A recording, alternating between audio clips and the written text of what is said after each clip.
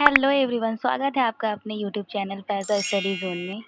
तो कैसे हैं आप लोग? उम्मीद है आप लोग हेल्दी होंगे, अच्छे होंगे और अपनी पढ़ाई की पूरी तैयारी कर रहे होंगे।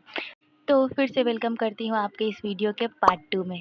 पार्ट 1 में हम लोगों ने बिहारी के दोहे को बहुत ही सरल अर्थों में समझा एंड नाउ इस वीडियो में हम लोग बिहारी के दोहे के सभी क्वेश्चन आंसर को हल करेंगे। जी हाँ, पार्ट से आए हुए क्वेश्चन आंसर और पार्ट से आगे प्लस ग्रामर भी। तो वीडियो को आखिरी तक देखना मत भूलिएगा। तो चलिए without any wasting time video को स्टार्ट करते हैं। लेकिन उससे पहले चैनल को सब्सक्राइब करना मत भूलिएगा और वीडियो को लाइक करना।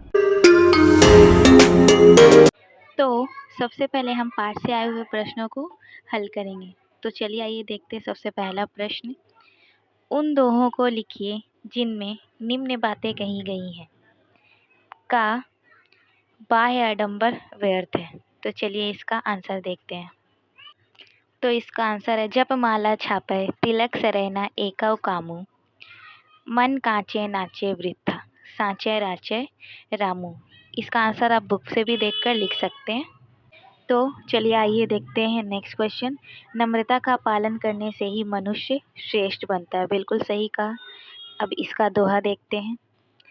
तो इसका दोहा जो कबीर जी के द्वारा लिखा गया वो है, नर की अरु नल नीर की गति एकै करी जोए जे तो नीचे हवे चले ते तो ऊंचे होए। तो आप इसका स्क्रीनशॉट भी ले सकते हैं। तो चलिए आइए अब नेक्स्ट क्वेश्चन की ओर देखते हैं। गा बिना गुण के कोई बड़ा नहीं होता। बिल्कुल सत्य कथन है। तो चलिए इस पंक्ति के बारे में कौन सा दोहा लिखा गया। बड़े न हुजे गुणन बिनु बिरत बढ़ाई पाए कहत धतूरे सो कनक गहनो गढ़ियो न जाए। तो आप इसका भी स्क्रीनशॉट ले सकते हैं। तो चलिए अब आइए बढ़ते हैं नेक्स्ट क्वेश्चन की ओर। क्वेश्चन नंबर घा सुख दुख समान रूप से स्वीकार करना चाहिए। बिल्कुल सही बात है, सुख दुख हमें समान रूप से स्वीकार करना चाहिए। तो चलिए आइए इसका आंसर देखते हैं। दीर्घ सांस न लेहु दुख सुख साई ही ना भूल दई दई क्यों करतू है दई दई सु कबूली। आप चाहें तो इसका स्क्रीनशॉट भी ले सकते हैं। तो इसी तरह हम लोगों ने इसे हल कर लिया। अब आइए आगे बढ़ते हैं क्वेश्चन नंबर दूसरे की। और दुर्जन के साथ रहने से अच्छी बुद्धि नहीं मिल सकती। इसकी उपमा में कवि ने क्या कहा है। तो चलिए आइए इसका आंसर देखते हैं। दुर्जन की संगति पाकर मनुष्य को अच्छी वृद्धि कभी नहीं मिल सकती। इसके उपमा में कवि ने कहा है कि हींग को कपूर में डाल देने से उसमें कपूर की सुगंध नहीं आ जाती है। बिल्कुल सही कहा है। दुर्जन के साथ रहने से हमें अच्छी बुद्धि कभी नहीं मिल सकती है। जैसी संगति वैसी सुमति ही होगी। तो नेक्स्ट क्वेश्चन जो हमारा वो है क्वेश्चन नंबर 3। रिक्त स्थानों की पूर्ति कीजिए। तो का नंबर नर की अरु, उसके बाद आपको लिखना है नल नीर की गति एकई करी जोय जे तो नीचो हवे चले ते तो ऊंचे हो।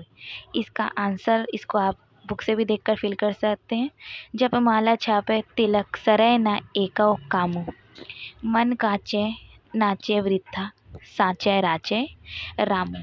अब गा नंबर है बड़े न हुजे गुनन बिरु बिरद बढ़ाई पाए कहत धतूरे सो कनक गहनो गढ़ियो न जाए। अब घा नंबर है दीर्घ सांस न लेहू दुख, उसके बाद लिखना है आपको सुख साई ही ना भूल दई दई क्यों करतू है दई दई सु कबूली। और इसी के साथ हम उन लोगों ने फिल इन द ब्लैंक्स भी बना लिया। अब क्वेश्चन नंबर 4 है गोपियों ने कृष्ण की मुरली क्यों छुपाई। तो इसका आंसर है गोपियाँ कृष्ण को रिझाना चाहती है, उनका ध्यान अपनी ओर आकर्षित करना चाहती है, इसलिए उन्होंने कृष्ण की मुरली छुपाई ताकि वो उनसे बातचीत का लोभ उठा सके, उनसे बातचीत कर सके।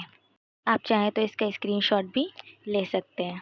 तो हम लोगों ने पाठ से आए हुए सभी प्रश्नों को हल कर दिया। तो अब तक आपने चैनल को सब्सक्राइब नहीं किया तो please do subscribe my channel. तो चलिए अब आगे बढ़ते हैं। पाठ से आगे के प्रश्नों को देखते हैं और उन्हें हल करते हैं। पहला प्रश्न है गुण नाम से बड़ा होता है कैसे। इसका उत्तर है नाम से कोई गुणवान नहीं बनता है बल्कि अपने अंदर के गुण से व्यक्ति बड़ा बनता है। जैसे धतूरे को भी कनक कहते हैं लेकिन उससे गहना नहीं बन सकता है। बिल्कुल सही कहा। हमारा नाम जितना ही बड़ा क्यों ना हो, अगर हम अच्छे कार्य नहीं कर रहे हैं तो हमारा कोई गुणवान, कोई नाम नहीं होगा। हमारे अच्छे बुरे कर्तव्य से ही हमारी प्रशंसा होती है और हमारा नाम होता है। तो इसलिए हम कह सकते हैं कि गुण नाम से बड़ा होता है। तो अब क्वेश्चन नंबर 2 की ओर आगे बढ़ते हैं। क्वेश्चन नंबर 2 है, कनक शब्द का प्रयोग किन किन अर्थों में किया गया है? तो इसका आंसर है, कनक शब्द का प्रयोग 2 अर्थों में किया गया है। कनक सोना को भी कहते हैं और कनक धतूरे को भी कहते हैं, लेकिन इन दोनों में बहुत ही फ़र्क है। सोने से हम गहना भी बनाते हैं और कनक यानी धतूरा जो एक रासायनिक पदार्थ है। तो क्वेश्चन नंबर 3 है, हींग को कपूर के साथ रखने से सुगंधित क्यों नहीं होता है? तो चलिए आइए इसका आंसर देखते हैं कि हींग को कपूर के साथ रखने से वो सुगंधित क्यों नहीं होता है। हींग को कपूर के साथ रखने से सुगंधित नहीं होता है क्योंकि दोनों के अपने अपने सुगंध है जो कि एक दूसरे के साथ मिलता ही नहीं है। हींग पादप से प्राप्त होने वाला पदार्थ है, जबकि कपूर एक रासायनिक ज्वलनशील पदार्थ है। दोनों की प्रकृति और संरचनाएं बिल्कुल अलग है।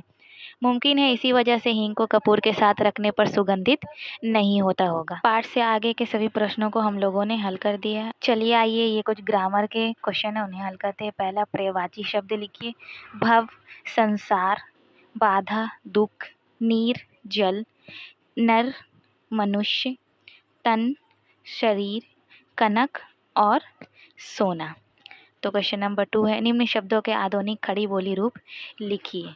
अरु और, जेतो जितना, हरव हरण करो, वृथा व्यर्थ, गुणन बिनु या बिना। तो इसी तरह यह चैप्टर समाप्त होता है। अब मिलते हैं नेक्स्ट वीडियो में एक नई इंटरेस्टिंग स्टोरी, और ऐसे ही वीडियो देखने के लिए हमारे चैनल को सब्सक्राइब करिए और जुड़े रहिए। तो मिलते हैं नेक्स्ट वीडियो में। Bye bye.